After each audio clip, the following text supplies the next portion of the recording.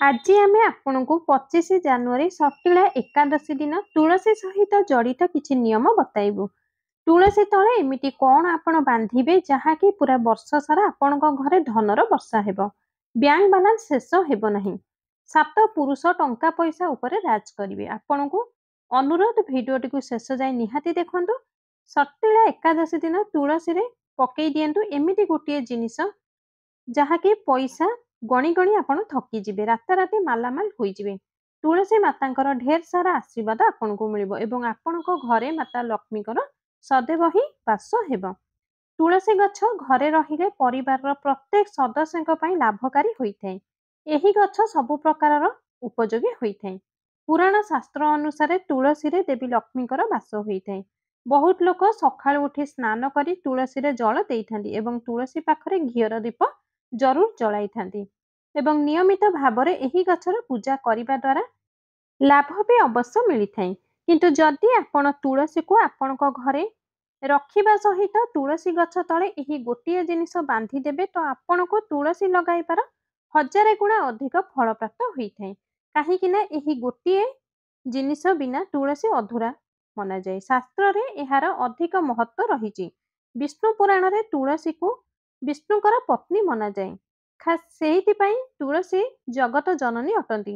ତୁଳସୀକୁ ସବୁ ଦେବୀ ଦେବତାଙ୍କର ବରଦାନ ପ୍ରାପ୍ତ ହୋଇଥାଏ କି ଯିଏ ତୁଳସୀ ପତ୍ରକୁ ଅମୃତ ଗୁଣରେ ଲିପ୍ତ ହୋଇଥାଏ। ଆଉ ଯେଉଁ ସ୍ଥାନ ଉପରେ ତୁଳସୀ ଗଛ ଥାଏ ସେହି ସ୍ଥାନରେ ବ୍ରହ୍ମା ବିଷ୍ଣୁ ମହେଶ୍ୱର ଏହି ତ୍ରିଦେବଙ୍କର ବାସ ହୋଇଥାଏ ଏବଂ ତୁଳସୀକୁ ପୂଜା କରିବା ଦ୍ୱାରା ସବୁ ପାପ ମଧ୍ୟ ନଷ୍ଟ ହୋଇଥାଏ। ଯେପରି ସୂର୍ଯ୍ୟ ଉଦୟ ହେଲେ ରାତ୍ରିର ଅନ୍ଧକାର ନଷ୍ଟ ହୋଇଯାଇଥାଏ, ସେହିପରି ତୁଳସୀ ଗଛ ପୂଜା କରିବା ଦ୍ୱାରା ମନୁଷ୍ୟର ସବୁ ପାପ ନଷ୍ଟ ହୋଇଥାଏ। ଶାସ୍ତ୍ର ଅନୁସାରେ ଯେଉଁ ଘରେ ତୁଳସୀ ଗଛ ସବୁବେଳେ ହରାଭରା ରହିଥାଏ ସେହି ଘରେ ସୁଖ ଶାନ୍ତି ଆଉ ସମୃଦ୍ଧି ବନି ରହିଥାଏ। ଭଗବାନ ବିଷ୍ଣୁଙ୍କ ପୂଜାରେ ଯେଉଁ ଭୋଗ ଲଗାଯାଏ ସେହି ଭୋଗରେ ତୁଳସୀ ପତ୍ର ଅବଶ୍ୟ ରଖିବା ଉଚିତ। କାହିଁକି ନା ତୁଳସୀ ପତ୍ର ବିନା ଭଗବାନ ବିଷ୍ଣୁ କୌଣସି ବି ପ୍ରକାର ଭୋଗ ସ୍ୱୀକାର କରନ୍ତି ନାହିଁ। ଏଥିପାଇଁ ପ୍ରତ୍ୟେକ ଘରେ ତୁଳସୀ ଗଛ ଅବଶ୍ୟ ରହିବା ଉଚିତ। ଯଦି ଆପଣଙ୍କ ଘରେ ତୁଳସୀ ଗଛ ଅଛି ତେବେ 25 ଜାନୁଆରୀ ସଟିଳା ଏକାଦଶୀ ଦିନ ଆପଣ ସକାଳୁ ଉଠି ସ୍ନାନ କରିସାରି ଶୁଦ୍ଧ ଜଳ ନେଇ ତମ୍ବା ପାତ୍ରରେ ଆପଣଙ୍କୁ ଶୁଦ୍ଧ ଜଳ ଦେବାକୁ ପଡ଼ିବ ଏବଂ ତୁଳସୀ ମାତାଙ୍କୁ ଅର୍ପିତ କରିଦେବେ। ଏହା ସହ ଆପଣଙ୍କ ଘରର ସୁଖ ଶାନ୍ତି ଓ ସମୃଦ୍ଧି ପାଇଁ ତୁଳସୀ ମୂଳରେ ସଟିଳା ଏକାଦଶୀ ଦିନ ତୁଳସୀ ମାତାଙ୍କୁ ଚୁନ୍ଦିଟିଏ ଅବଶ୍ୟ ଚଢ଼ାନ୍ତୁ। ବହୁତ ସାରି ଲୋକଙ୍କୁ ଜଣା ନାହିଁ ଯେ ତୁଳସୀ ଗଛ ଲଗାଇ ଦେଇଥାନ୍ତି କିନ୍ତୁ ଏହି ଭୁଲ କରିଥାନ୍ତି କି ସେ ତୁଳସୀ ମାତାଙ୍କୁ ଚୁନ୍ଦି ଚଢ଼ାନ୍ତି ନାହିଁ, ଯେଉଁ କାରଣରୁ ତାଙ୍କୁ ତୁଳସୀ ଲଗାଇବାର ଶୁଭ ଫଳ ପ୍ରାପ୍ତ ହୋଇନଥାଏ। ସବୁବେଳେ ଧ୍ୟାନ ରଖିବେ ଆପଣମାନେ କି ତୁଳସୀ ଗଛ ଚୁନ୍ଦି ବିନା ଅଧୁରା ରହିଥାଏ। ତୁଳସୀ ଗଛ କେବଳ ଗୋଟିଏ ଗଛ ନୁହେଁ ବରଂ ଏହି ଗଛ ଦେବୀ ଅଟନ୍ତି ଓ ଭଗବାନ ବିଷ୍ଣୁଙ୍କର ପତ୍ନୀ ଅଟନ୍ତି। ତାଙ୍କୁ ଆପଣମାନେ ମାତା ମାନିଥାଉ। ଆଉ ଏହି ତୁଳସୀ ମାତା ମାତା ଲକ୍ଷ୍ମୀଙ୍କର ଅନ୍ୟ ଏକ ରୂପ।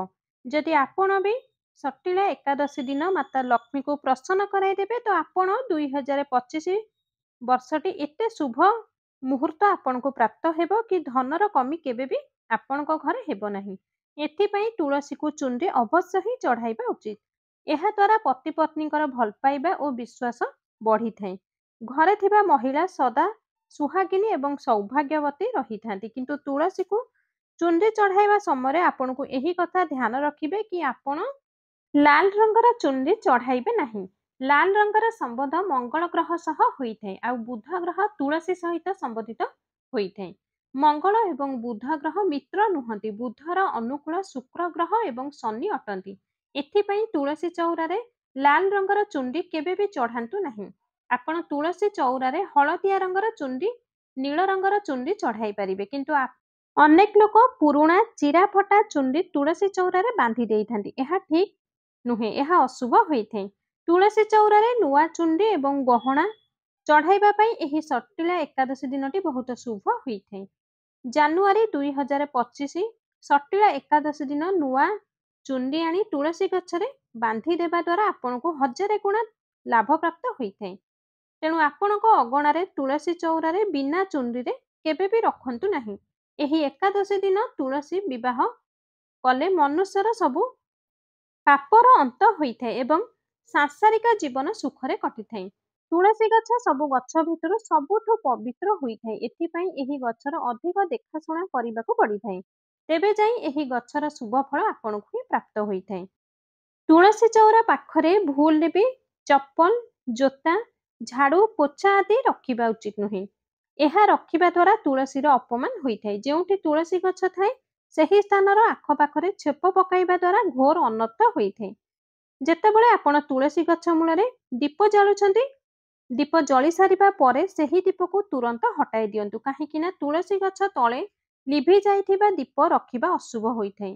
ଯେଉଁ ସ୍ଥାନରେ ତୁଳସୀ ଚଉରା ଥାଏ ସେହି ସ୍ଥାନକୁ ସବୁବେଳେ ସ୍ୱଚ୍ଛ ରଖିବା ଉଚିତ। ଏଥିପାଇଁ ନିୟମିତ ରୂପରେ ତୁଳସୀ ଗଛ ପାଖରେ ସଫାସୁତୁରା ନିୟମିତ ଭାବରେ ରଖନ୍ତୁ।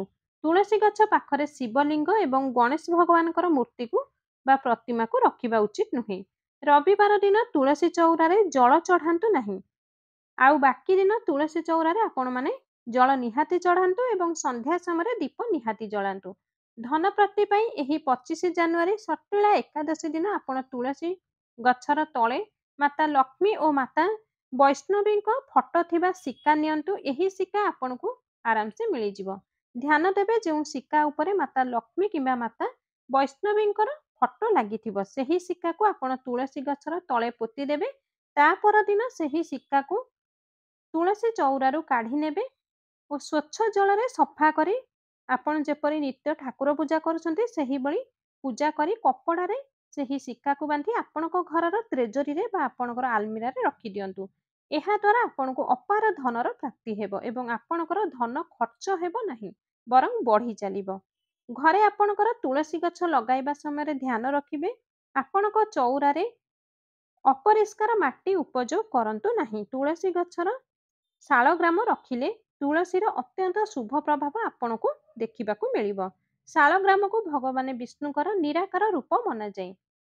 ଏବେ ଆସନ୍ତୁ ଜାଣିବା କି ସଟିଳା ଏକାଦଶୀ ଦିନ ରାତିରେ ଯଦି ଏହି ଜିନିଷ ଆପଣ ଖାଇଦେବେ ତ ଆପଣଙ୍କ ଘରେ ଧନ ସମ୍ପତ୍ତି ହିଁ ଏତେ ବଢ଼ିବ ଯେ ତାହା କେବେ ଶେଷ ହେବାର ନାଁ ହିଁ ଧରିବ ନାହିଁ। ଆପଣ ଏହି ସଟିଳା ଏକାଦଶୀ ଦିନ ରାତିରେ ଏହି ଜିନିଷକୁ ଜରୁର ଖାଇଦିଅନ୍ତୁ। ଏହାଦ୍ୱାରା ଆପଣଙ୍କର ଧନ ସମ୍ପତ୍ତିର ବୃଦ୍ଧି ହେବ। ଏହା ସହ ଆପଣଙ୍କ ପୁତ୍ରର ଆୟୁ ଦୀର୍ଘାୟୁ ହୋଇଯିବ। ମାତା ଲକ୍ଷ୍ମୀ ଓ ଭଗବାନ ବିଷ୍ଣୁଙ୍କର ଏମିତି ଅସୀମ କୃପା ହେବ ଯାହାଦ୍ୱାରା କି ଆପଣମାନେ ଯଦି ଏହି ଭିଡ଼ିଓକୁ ଗୋଟିଏ ଲାଇକ୍ ଅବଶ୍ୟ କରି ଚ୍ୟାନେଲକୁ ନିହାତି ସବସ୍କ୍ରାଇବ୍ କରିଦେବେ ଏବଂ ସଟିଳା ଏକାଦଶୀ ଦିନଟି ବହୁତ ପବିତ୍ର ଓ ଖାସ୍ ମନାଯାଏ। ଏହି ଦିନ ଦାନ ଓ ପୂଜା ପାଠ ଦ୍ୱାରା ଲକ୍ଷେ ପୁଣ୍ୟର ଲାଭ ଆପଣଙ୍କୁ ମିଳିଥାଏ।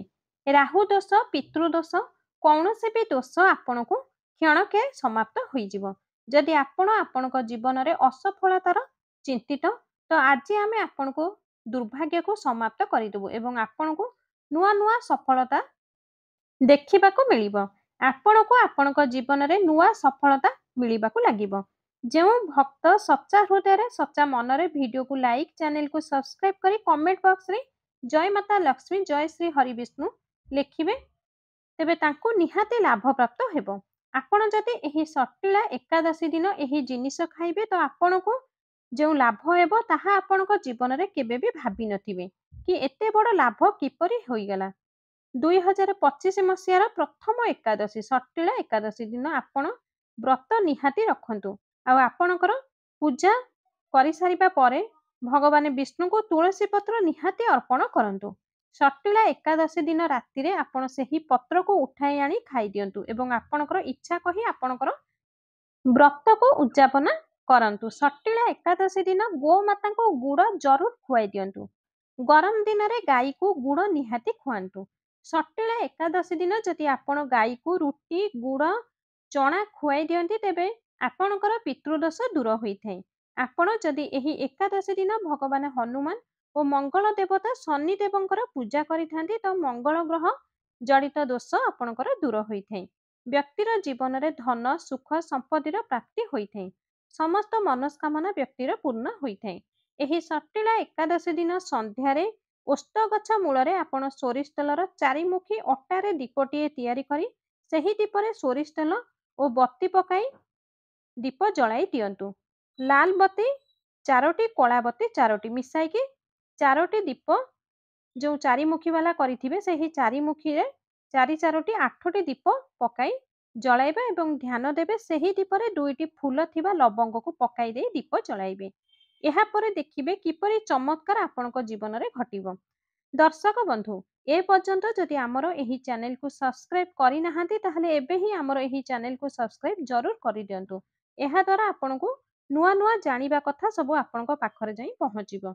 ଏହି ସଟିଳା ଏକାଦଶୀ ଦିନ ଆପଣ ନିହାତି ଗୋମାତାର ପୂଜା କରନ୍ତୁ ଏବଂ ଭୋଗ ଯେଉଁ ଦେବେ ସେହି ଭୋଗ ଆପଣ 2ଟି ପୁରୀ ସହିତ ମିଠା କିମ୍ବା ତରକାରୀ କିମ୍ବା ହାଲୁଆ ମିଶାଇ ଗାଈକୁ 2ଟି ପୁରୀ ନିହାତି ଭାବରେ ଖୁଆଇ ଦିଅନ୍ତୁ।